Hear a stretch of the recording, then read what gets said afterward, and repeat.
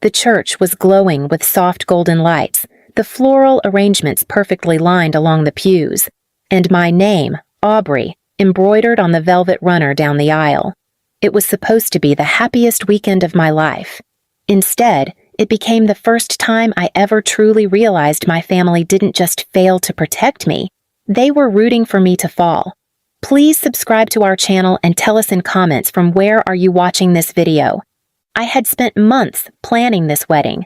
Every detail, the lilies in the bouquet, the classical quartet, the deep blush color scheme, it all came from years of dreaming and scraping together what little I had after working 2 jobs. My fiancé, Jordan, had no family left. He was raised in foster care and barely survived high school without someone to call home.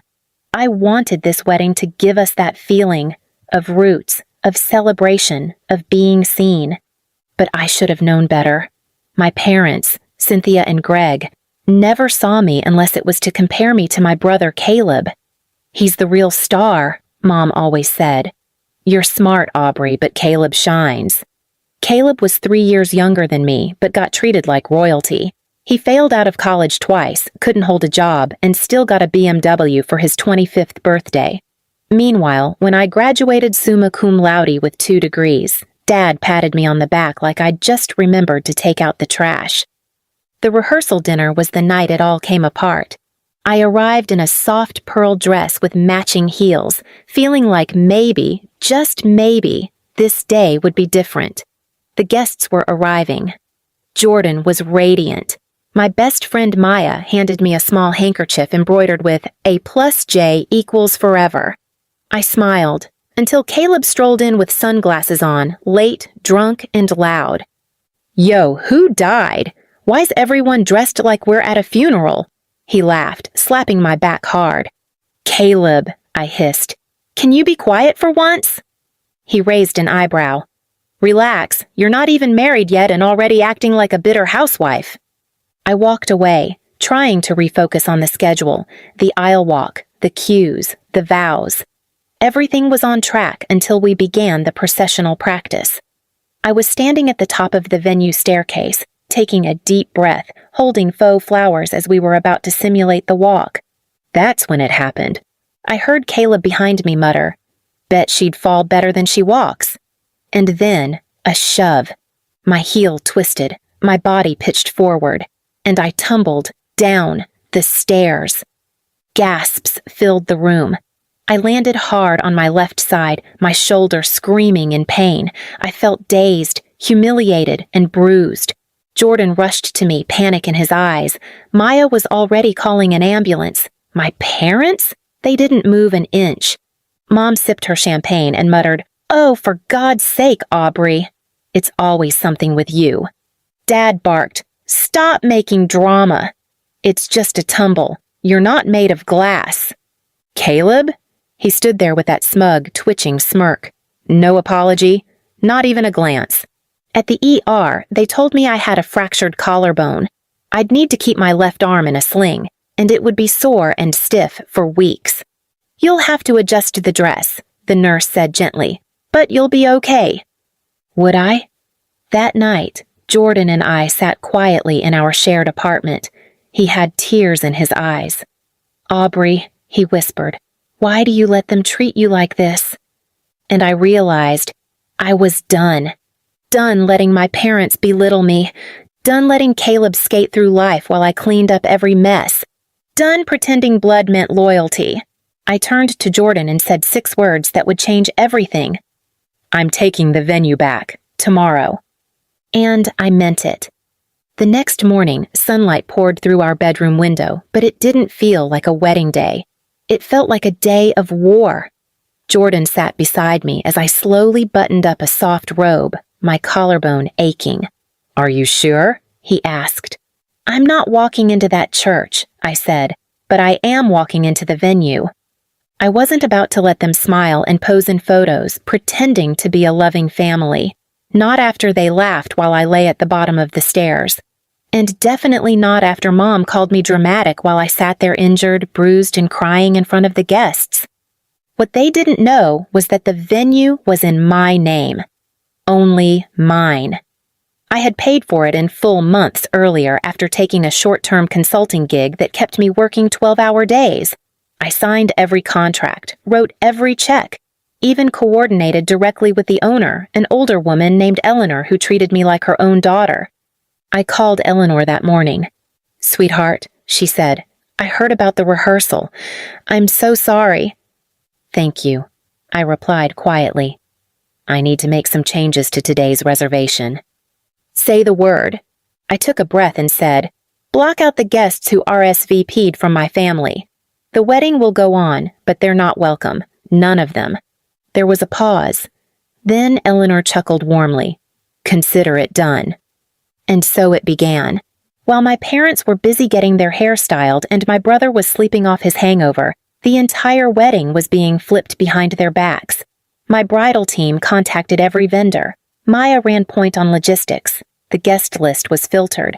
Everyone who'd supported us stayed. Everyone who mocked me? Cut. At noon, my mom called. "You better be here by 1 o'clock or this wedding is off." I smiled into the phone and replied, "It's definitely still on, Mom. Just not the part you were invited to." Click. The ceremony began at 2 p.m. sharp. I wore a beautiful silk off-shoulder gown Eleanor had found in her vintage collection. No straps on my bruised shoulder, but still breathtaking. The aisle was now a path through the garden instead of the chapel stairs. The guests rose. Jordan stood waiting at the end with tears in his eyes, and for the first time in my life, I felt free. As the music swelled, I walked with Maya and 2 of Jordan's foster brothers by my side. When I reached the altar, we locked eyes and smiled. Meanwhile, across town, my parents and Caleb arrived at the venue only to find the gates shut and their names blacklisted from the guest list. My mother, in full makeup and glittery heels, stood screaming at the security guard, "I'm her mother!" The guard replied calmly, "Ma'am, you were removed from the guest list by the bride herself. Please step aside." Dad tried calling me. I didn't answer. Caleb texted Jordan saying, "Is this your idea of a joke?" Jordan simply sent back a photo, the 2 of us smiling at the altar, surrounded by people who chose to love us. After the ceremony, as the sun began to set and laughter filled the air, Eleanor pulled me aside. "You remind me of myself when I was young," she said softly. "You stood up for yourself even when no one else would." I hugged her tight. "Thank you for giving me the chance." Just then, my phone buzzed, a voicemail from Mom. It said, "So now you're just going to erase us after everything we gave you? You're ungrateful, Aubrey. You'll regret this." I hit delete. As we moved into the reception, our first dance began. The night sparkled with fairy lights, music, and the scent of lavender. For once, I wasn't someone's afterthought. I was me, whole, seen, and loved. But the story wasn't over yet, because the real surprise came 3 days later, in the form of a letter from a lawyer.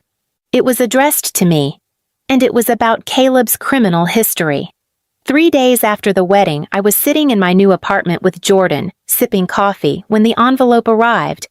A thick, cream-colored letter from a private law firm, sealed and stamped. My heart pounded as I tore it open. It was from Eleanor, the venue owner and longtime friend of my grandmother. Apparently, she had done some quiet digging after hearing what happened during the rehearsal dinner. Inside the envelope was a neatly compiled report from her family's private investigator, screenshots, police reports, and court dockets. My brother Caleb had a sealed juvenile record and a long history of violent behavior covered up by hush money and sealed court settlements. He wasn't just a drunk with a temper. He had been involved in 2 prior physical assaults, one that left a girl with a fractured wrist, and another incident at a college frat party that was buried thanks to my father's old connections. He should have been expelled, charged, but he was protected. By them, by my parents. And suddenly, everything made sense. Why they defended him that night. Why they laughed. Why they told me not to make a scene while I lay bruised and humiliated in front of guests. They weren't just blind, they were complicit. I stared at the final line Eleanor had handwritten at the bottom. "Use this however you wish, but don't let them silence you again." And I didn't. I sent copies of the documents to every guest who had attended the rehearsal. I posted a redacted version of the police summaries on a private forum for survivors of family abuse. I emailed my extended family, including my estranged uncle and aunt who had always taken my side but had drifted away after years of my parents' manipulations. But the real move came next.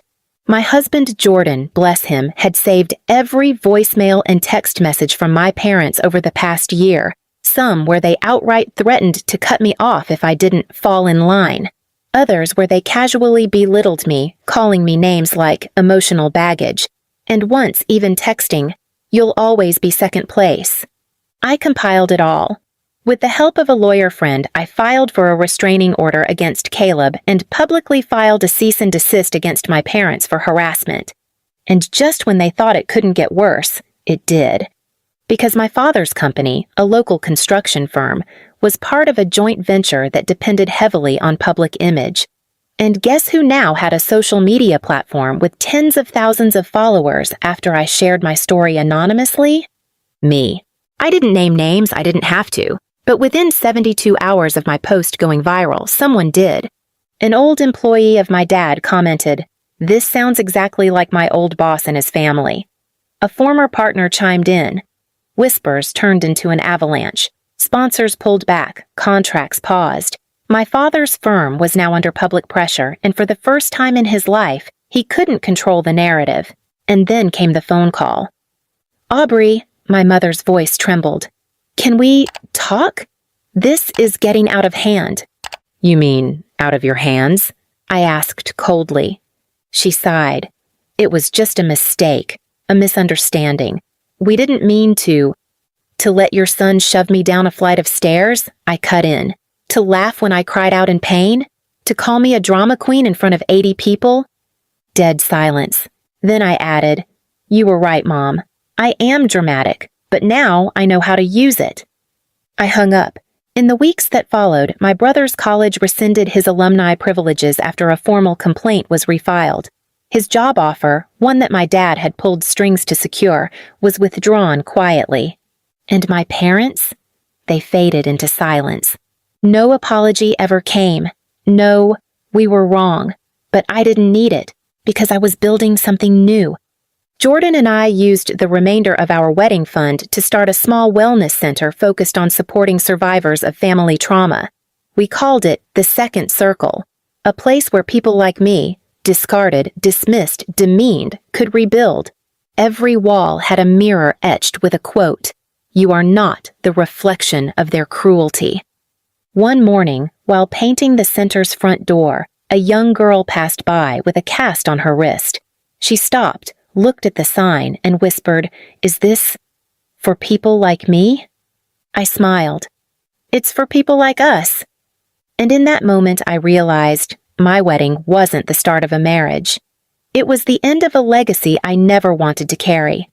A legacy of silence, of favoritism, of enabling monsters while punishing survivors. I had cut the cord, reclaimed my voice, and finally left the rehearsal for good. Please subscribe to our channel and tell us in comments from where